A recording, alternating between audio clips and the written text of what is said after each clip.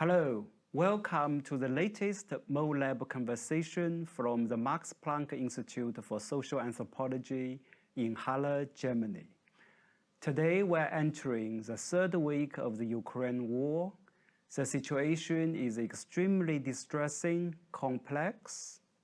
So the question is, how should we, progressive intellectuals, respond to this situation, especially from the Global South perspective? So I'm very pleased today to have Professor Ranabir Samaddar from Calcutta to join me to discuss a wide range of questions. Ranabir, welcome to our conversation. So I wanted to ask you, what's your observation of the responses from the European left towards this war? As you know, there are debates going on already, because one side saying that the European left had been too preoccupied with US imperialism and the NATO expansion, and therefore it prevented them from appreciating the Russian imperialism. There is a worry that this war would discredit some thinking on the left side and will give more space to the neoconservatisms. So what have you observed about the responses from the Europe left, and what's your advice to them? I take a different point of view. I think, and as I told you before, that this war betokens a different situation. And it's a different situation in which an old history is being invoked, but the war is a different war. It is not only about redrawing the map of Europe, the borders of Europe, it's also a question of deciding how do you take Russia forward. It's also a question of deciding what will be the future of NATO or European security. So, plus, it's also a question of, finally confronting the financial power of the United States. And even though you may say, or we may say, that these are happening, cascading effects, but the fact that the economic sanctions have become a part of war, the fact that, sanctions were on Iran, sanctions were on Iraq, sanctions were on many countries. And all those sanctions have now been assembled at one point to show that this will be a part of war. Now, this is producing such a kind of new scenario that I do not think that the European left, or for that matter, the left globally, is prepared. And so in that sense, if you ask me, I rather take an opposite view, that we have understood very little of the strength of imperialism in the neoliberal time. But on the other hand, tell me how many times in the last 20 years or last 10 years, European left demanded that NATO should be completely disbanded. If Warsaw Pact had been disbanded, what was the need for NATO? And if NATO was and is crucial for West Europe's security, fine enough, why did NATO intervene in Afghanistan? Why did it intervene in Libya? How would you justify the bombing of Belgrade and say that Kosovo had a plebiscite and therefore Kosovo has to be immediately given independence? Exactly. Same thing that Russia is saying, that these Russian-speaking people, they had their own referendum and they should be therefore given independence. If you think of the left, on two counts, I hold it responsible. Let me bluntly say, European left was too engrossed with this idea of EU.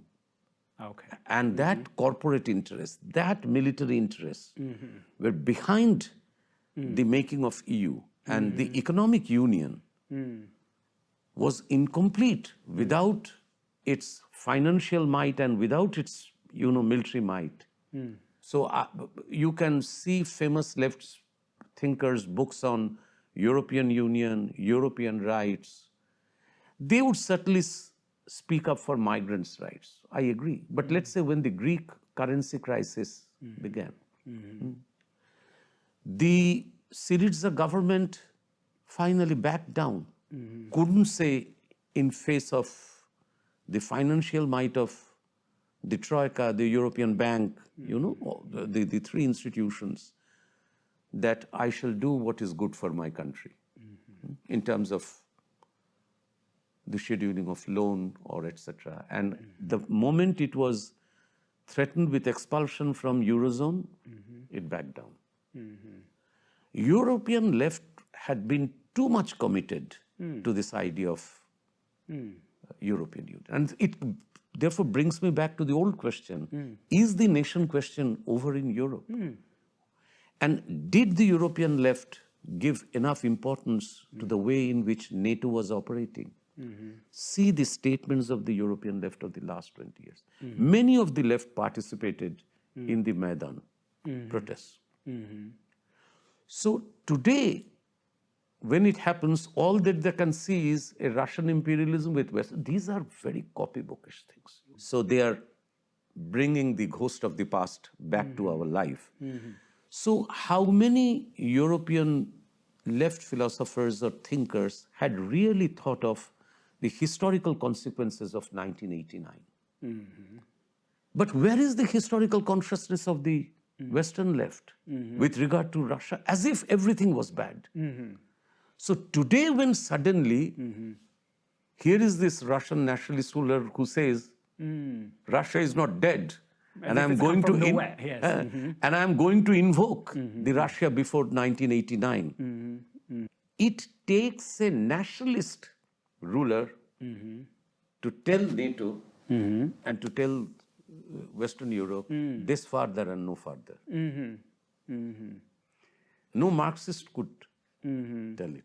Why is it so? Exactly. What is history's irony? Exactly. That while nobody likes what Putin has done or is doing, but on the other hand, why does it take the clash of, how would you put it, a national awareness, which has its all good and bad, as I'm saying again and again, to say to Western domination that this cannot go on. And I think this whole new question, including economic sanctions and everything, was never faced scientifically by the left.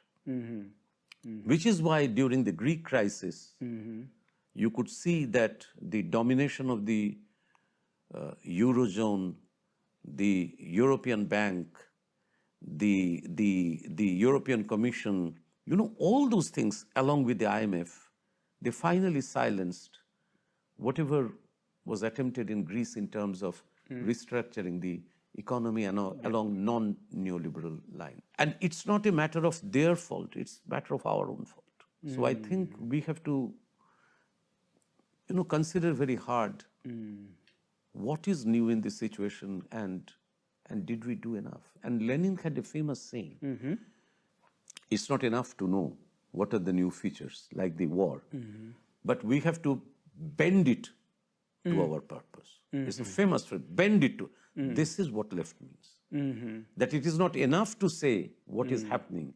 How do you bend it to your cause of peace, to your cause of democracy, to your cause of people's welfare, protection, etc. Yeah, it's a wonderful point. So can I push a little further? One key mistake of the European left is loss of historical consciousness, in a way kind of falling into the trap of so-called end of history, as if after 1989 everything is moving towards a liberal, happy world. And apart from that, what are the other key mistakes that European left have made? Piketty's very famous book, Capital in the 21st Century, Piketty clearly shows that the post-war years actually contributed to the rise of cross-section of people's incomes in Western European countries and in America. After the Second World War, After, right? yeah, after in the post-World War, Second World War. And this was also the year of social welfare state. This was also the year of rising state expenditure. And this was also the decades of quote and unquote rule of law, etc., everything. This left is a product of that. This left, in many ways, got disconnected with the left of the pre-Second World War time. If you think of Eastern Europe, there is this interesting book by Perry Anderson. I think it's called Considerations on Western Marxism or something. Considerations on Western Marxism. Where Perry Anderson shows that up to almost Second World War, the fulcrum of Marxist thinking, left thinking, was in Eastern Central Europe, where political leadership, philosophical thinking, ideological thinking, they all went hand in hand. But then the whole drive of philosophical thinking goes to the West. Now Marxism relapses into scholarly thinking, academic thinking, philosophical thinking. And it was not then a part and parcel of your politics of life, if you may say. And all this was partly because society could afford it. And this left, therefore, not that it deliberately, but it made its peace with social welfarism. But neoliberalism changed everything.